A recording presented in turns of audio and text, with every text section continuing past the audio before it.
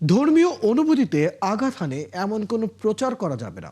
প্রচারের জন্য ব্যবহার করা যাবে না মন্দির, মসজিদ সহ কোনো ধর্মীয় উপাসনালয়। এছাড়াও আছে বেশ কিছু বিধান, কিন্তু কতটা মানা হচ্ছে আচরণবিধি?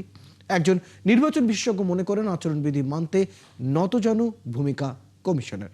আর বিশেষজ্ঞরা বলছেন শুরুতেই থামাতে না পারলে পরিস্থিতি নিয়ন্ত্রণের বাইরে চলে যেতে পারে। শানা শারমিনের প্রতিবেদনে বিস্তারিত। 22 জানুয়ারি থেকে ত্রয়োদশ সংসদ নির্বাচনের আনুষ্ঠানিক প্রচার শুরু হয়েছে। 9 ফেব্রুয়ারি পর্যন্ত গণসংযোগ চালাতে পারবেন প্রার্থীরা। এবার প্রচারে যে কোনো ধরনের পোস্টার লাগানো নিষিদ্ধ। বিতরণ করা যাবে লিফলেট ও হ্যান্ডবিল, ফেস্টুন এবং ব্যানার তৈরিতে রেক্সিন, পলিথিন, প্লাস্টিক বা অন্য কোনো পরিবেশের জন্য ক্ষতিকর ও পচনশীল নয় এমন উপাদান ব্যবহার করা যাবে না। অথচ নির্বাচনী প্রচারের শুরুতেই আচরণবিধি লঙ্ঘনের হিড়িক পড়েছে। দেয়ালে দেয়ালে দেখা যাচ্ছে পোস্টার। যেখানে 80% মুসলমান, সেখানে কোনোদিন বেদর্মী বা অসামান্য সংসদ থাকতে পারে না। যে ডাকুর মাদকের আড্ডা ছিল, যে ডাকসু ব্যবসাখানা ছিল।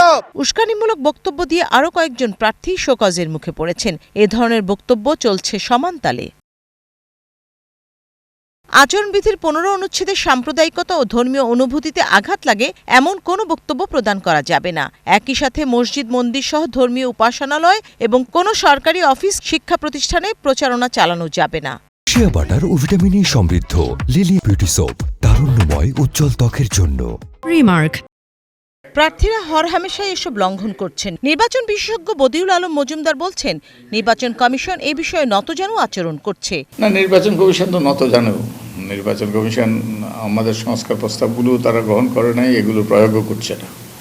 এবং যারা কিছু কিছু বক্তব্য দিচ্ছে যেটা ন্যাক্কারজনক, যেমন বৈধ করে দিলাম, ওই যে টাকাটা কিন্তু দিয়ে অভিজ্ঞতা থেকে ইসির সাবেক এই কর্মকর্তা মনে করেন শুরুতেই এসব সামাল না দিলে পরিস্থিতি নিয়ন্ত্রণের বাইরে যেতে পারে। এরকম কোনো বক্তব্য যা সমাজকে বিভাজিত করে, তা কোনো পক্ষরে দেওয়ার কোনো আমাদের সংবিধান অনুযায়ী অধিকার নাই। এই ধরনের বক্তব্যগুলো প্রায় দেখা যায় যে সামনে চলে আসে। যদি ইলেকশন কমিশন তাৎক্ষণিকভাবে থামাতে পারে, যে প্রথম যিনি করলেন তাকে যদি ইলেকশন কমিশন আনতে পারে, তাহলে থেমে যায়। তবে দায় কি শুধুই কমিশনের? রাজনৈতিক দলগুলোকেই এগিয়ে আসা উচিত বলে মনে করছেন এই বিশেষজ্ঞ।